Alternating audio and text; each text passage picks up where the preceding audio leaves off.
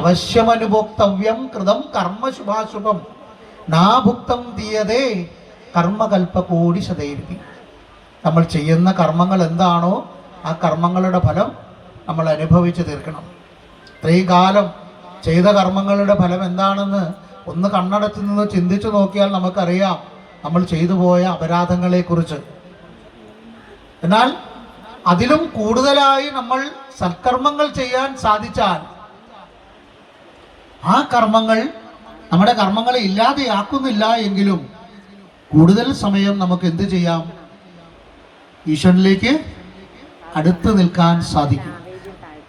അപ്പോൾ ഇനിയുള്ള സമയം ഇതുപോലുള്ള പുണ്യതീർത്ഥങ്ങൾ വന്നാൽ, ശബരിമലയ്ക്ക് പോയാൽ, അല്ലെങ്കിൽ പാരായണങ്ങൾ ചെയ്താൽ നമ്മൾ ചെയ്തു പോയ കർമ്മങ്ങളുടെ പ്രായശ്ചിത്തം എന്ന വണ്ണമല്ല, ഇനി ചെയ്യാതിരിക്കുന്നതിനുള്ള ഒരു ദൃഢനിശ്ചയമാണ് ഇത്തരം സ്നാനങ്ങളും ഇത്തരം ജപങ്ങളും ധ്യാനങ്ങളും ദർശനങ്ങളും നമ്മൾ പ്രാപിച്ചെടുക്കേണ്ടത്.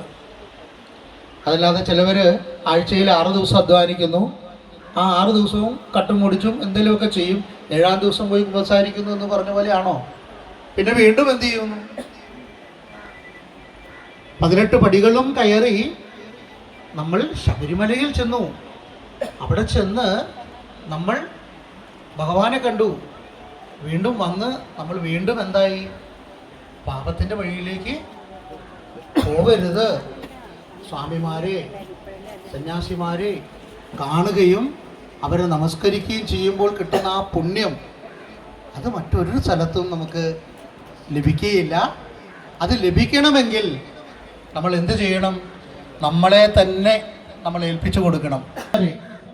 നിങ്ങളുടെ സാന്നിധ്യം മാത്രമല്ല, നിങ്ങളുടെ മനസ്സും തനവും മനവും ധനവും നിങ്ങൾ എത്രത്തോളം ഇതിൽ പങ്കാളിത്തത്തിലേക്ക് പകർന്നു കൊടുക്കുന്നുവോ അത്രത്തോളം സനാതനധർമ്മം സംരക്ഷിക്കപ്പെടും, അത്രത്തോളം ധർമ്മം രക്ഷിക്കപ്പെടും, അത്രത്തോളം കുടുംബങ്ങൾ ചെയ്യുന്ന ഏക മാർഗം സന്യാസ ആശ്രമങ്ങളും അതുപോലെ നമ്മളുടെ കുടുംബങ്ങൾ അതും ഒരു ആശ്രമമാണ്.